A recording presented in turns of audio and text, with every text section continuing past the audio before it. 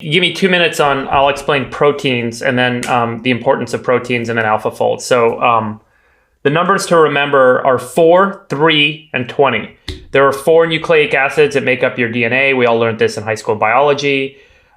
Sets of 3, A, C, T, and G combinations define an amino acid. There are 20 amino acids.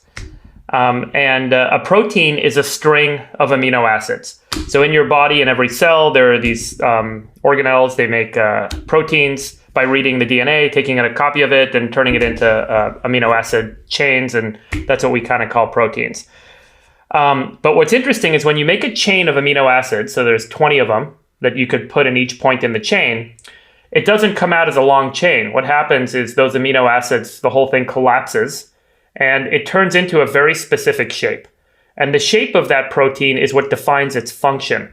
So pretty much every biological function across all life is undertaken by proteins doing something. Some proteins, like hemoglobin in our red blood cells, has a very specific little pocket where oxygen molecules stick into the pocket, and then it moves the oxygen from your lungs to your cells. It's a pretty amazing protein to exist, and it specifically is shaped to do that exact function. There are other proteins that can, for example, rip apart other molecules, break a molecular bond.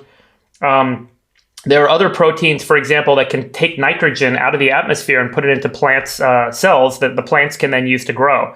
There's an incredible set of potential on the nanoscale of what you can do with proteins, and we see that in life, and we're just shocked and awed and amazed by it every day. But in order to figure out how to create proteins that do specific things, you have to know how do those amino acids turn into the shape that the protein ultimately takes, and that's what's called protein folding. And so the hard thing is, why is this important? It's important because we can easily read DNA, and therefore we can figure out what amino acid sequence is being made to define that protein. But what we don't know really well is what is the shape of that protein, and therefore how does it undertake the function that we see it taking in biology. And if you think about the reverse of this, if you have a function you want to undertake in biology, you can design a protein to do that function for you. For example, bind to a specific point on a cancer cell, or take carbon out of the atmosphere, or pretty much anything else your mind can kind of imagine on the nanoscale. Proteins can be designed to do. The challenge is, how do you write the code, which is the DNA, to make the protein that does that thing? Well, we don't know how the code turns into the shape. And that's what the folding problem is. So the folding problem, there's a data set, and the data set is what's the three-dimensional shape of a protein, and then what's the DNA code that defines the amino acid sequence that makes that protein. And how do you figure out how to predict the shape of the protein from the amino acid sequence? It has been an impossibility. And again, if you think about this chain of amino acids, they each have little electrical spaces, and the way that they bind to each other, it's very complicated. You can't just deterministically define it. We don't have that level of understanding on a quantum scale.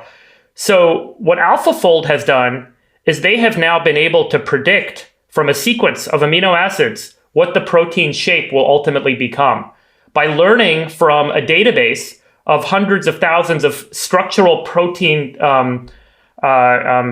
shapes that have been defined through really, really, really difficult scanning microscopes and other techniques to really try and scan a protein on a microscopic scale, and then looking at the DNA sequence and figuring out, okay, what's the relationship? And the accuracy of their predictive model now is within the range of error of the microscopes that are being used to actually scan and measure those proteins. So that's incredible, because now theoretically you could come up with a design for a protein, and you could actually build that protein by writing the amino acid sequence, and that protein can do any number of things you want to do. And this has been a difficult problem that's been intractable by humanity, and we've been challenged by it for decades. For this machine learning breakthrough to kind of be realized in literally less than 3 years. I mean, these guys were at a score of 40 last year, and this year they're at like nearly 90. Which is incredible. Yeah. And so now, we can now predict what the shape will be from the DNA sequence, and this is going to unlock this ability. Everyone's now going to take their model, if they license it or whatever they do with it, or people are going to go learn using the same techniques that DeepMind used. But it just means that it's possible.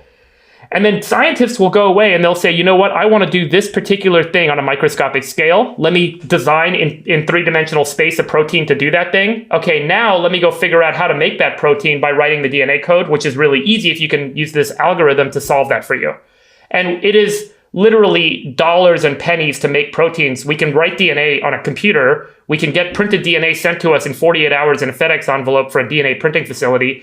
We can put it in a microbe, and we can get that microbe to make the protein for us in a day. The lab cost, any high school biology class can do this now. So by being able to actually figure out what DNA to write, based on the objective function of what do we want the protein to do, it's going to unlock this universe of things we can do in medicine, in environmental science. We can do things like break apart PET plastics. We can do things like fixing nitrogen from the atmosphere and getting rid of fertilizer plants. We can create all sorts of new, food solutions, health solutions, environmental solutions.